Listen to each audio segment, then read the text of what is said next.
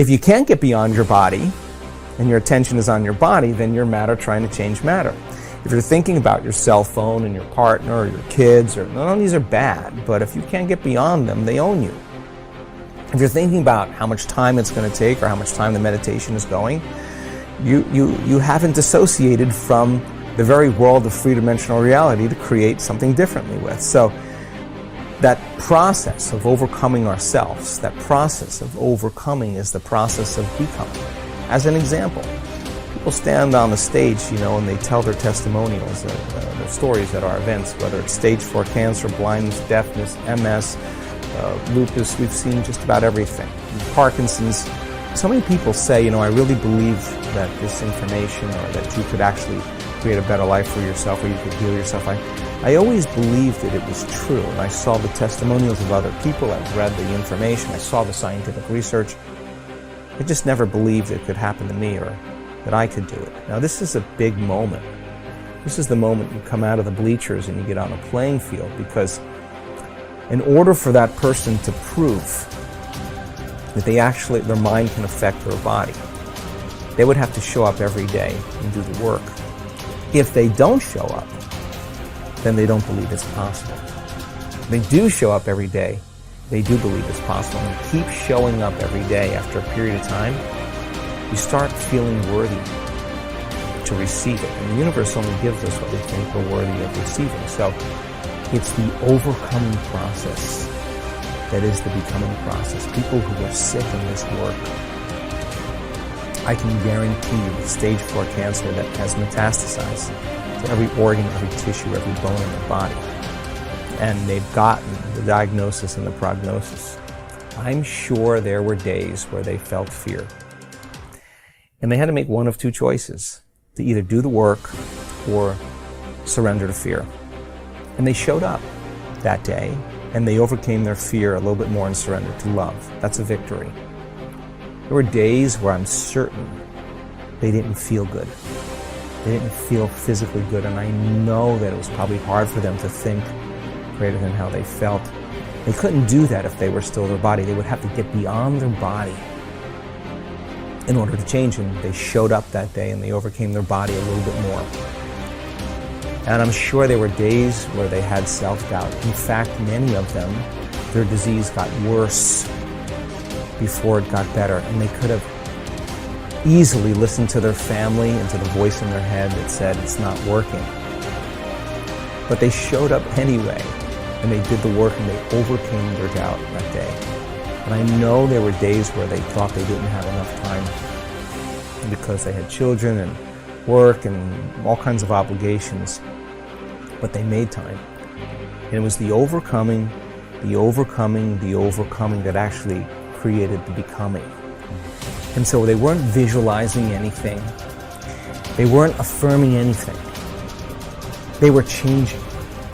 Now, many of them would have a great meditation, get up feeling wonderful, feeling like connected to the emotions of their future, and their sleeping patterns got better, had more energy, their pain diminished, but their blood values and their scans were still the same. They didn't say, oh, well, I kind of got a little bit better, but this doesn't work. That would be the old self, returning back to the old personality. They were more concerned about what they still had to change about themselves in order for their health to change. So they realized that many of them, 1 hour of meditation and feeling wonderful, and then spending 15 hours of your remaining day reacting and responding to everyone and everything in your life and believing those thoughts that are just hardwired programs in the brain and acting and behaving like the old self. Genes aren't going to change that way, so all of a sudden now it became practical. I got to get so good at doing this with my eyes closed. I got to do it with my eyes open. Now, this is the big game, because you got to be able to self-regulate. And so what became very practical to them is, now I'm going to rehearse how I'm going to be on the Zoom call. Now I'm going to rehearse how I'm going to be with my children, how I'm going to be with my ex. I'm going to monitor my responses. There's got to be a better way to be now. Now the game becomes very real, right? And then they review at the end of the day, when did I fall from grace? When did I lose it? When did I go unconscious? Tomorrow's another lifetime. Tomorrow's when I didn't fail. I just went unconscious. Okay, tomorrow I'm going to just work on that one thing. So now they're really working on the process of transformation. It's no longer about their health condition. They're not focused on their health condition. They're focused on change, right? Nothing changes in our life until we change.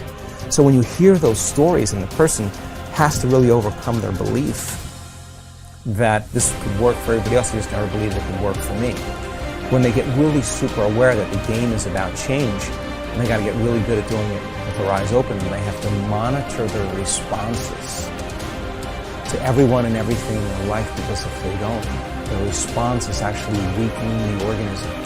They got to catch their thoughts, because that thought that they let slip by could actually knock their brain and body out of homeostasis and turn on the stress response. So now the game changes now, and it takes an enormous amount of energy, and it takes an enormous amount of awareness. And it's not easy, and if it was easy, everybody would be doing it. But you ask that person who stands on the stage, that's the 4-minute mile, about their disease. They'll tell you two things. My disease was my greatest teacher. They'll tell you that. And you'll ask them, where's the disease now? Where is it? They'll say, it's in the old person. I'm somebody else. They didn't visualize anything. They didn't affirm anything. They just kept practicing overcoming. It's the overcoming process that actually affects the becoming process.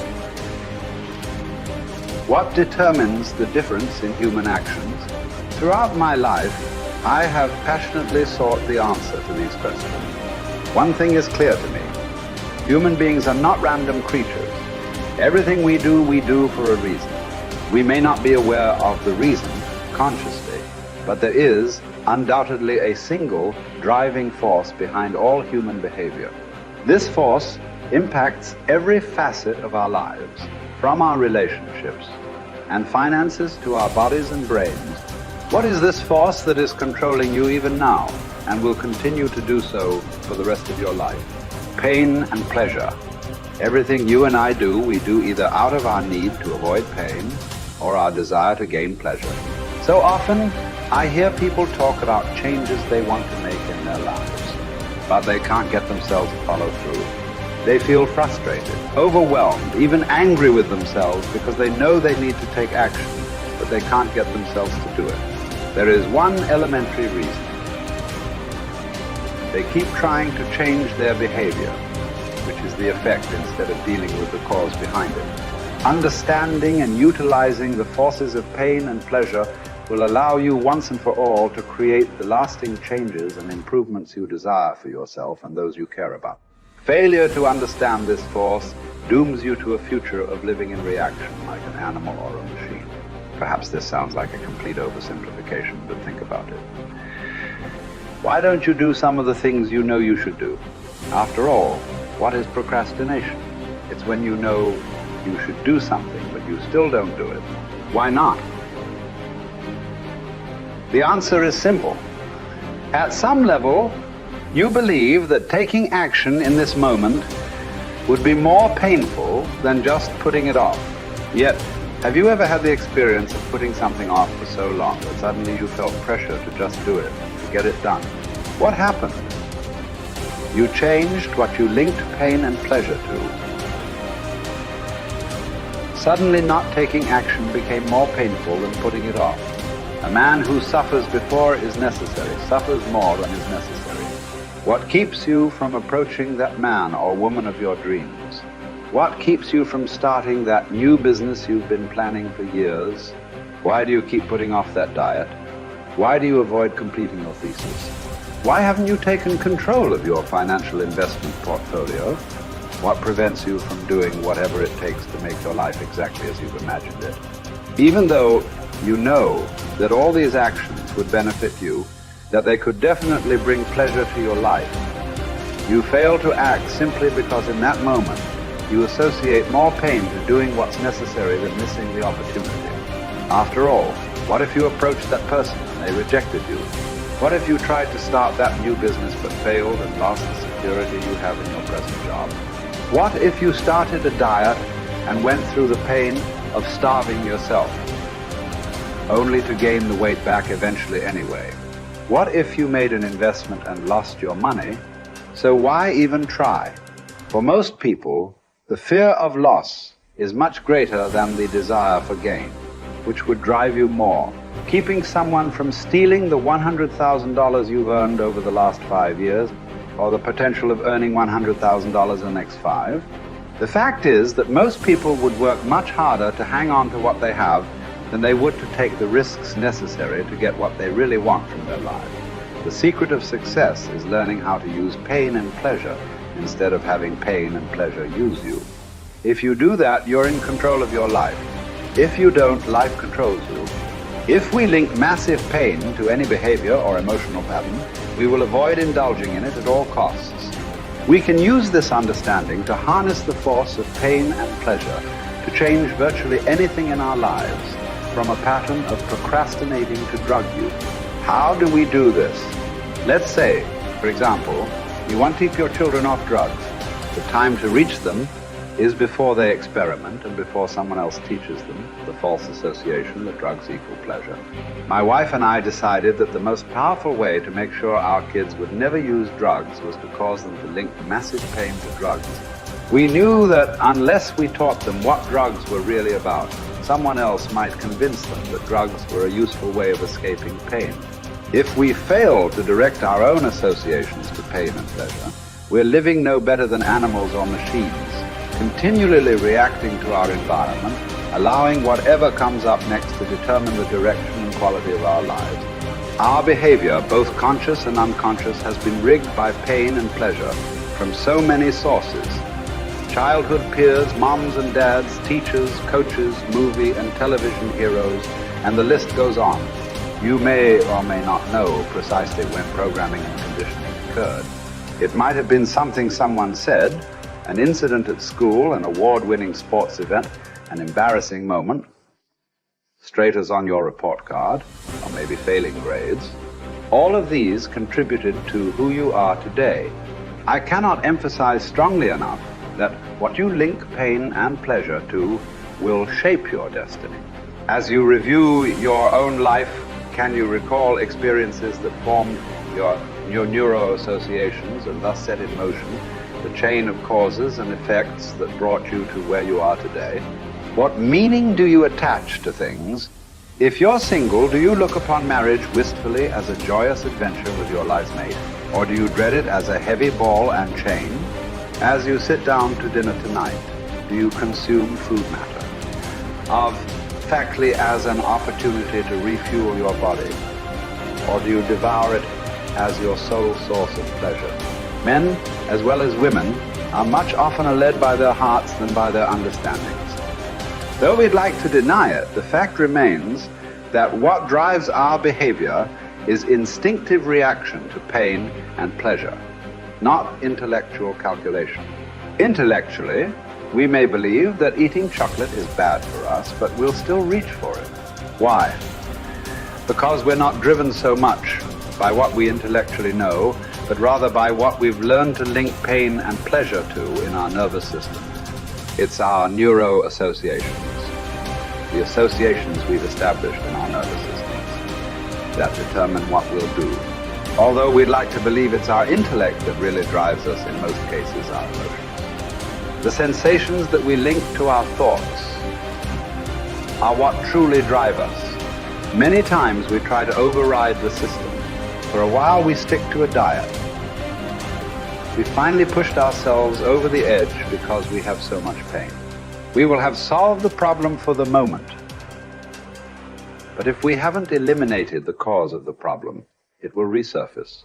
Ultimately, in order for a change to last, we must link pain to our old behavior and pleasure to our new behavior and condition it until it's consistent.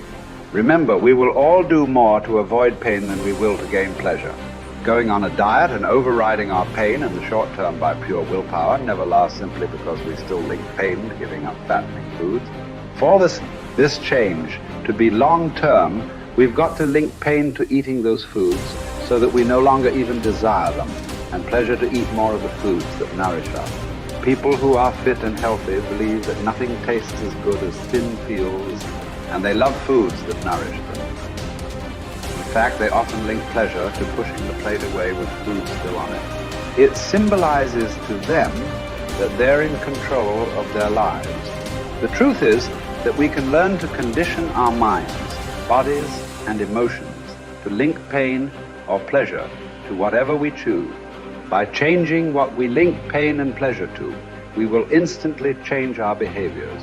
With smoking, for example, all you must do is link enough pain to smoking and enough pleasure to quitting. You have the ability to do this right now, but you might not exercise this capability because you've trained your body to link pleasure to smoking, or you fear that stopping would be too painful. Yet, if you meet anyone who has stopped, you will find that this behavior changed in one day. The day they truly changed what smoking meant to them,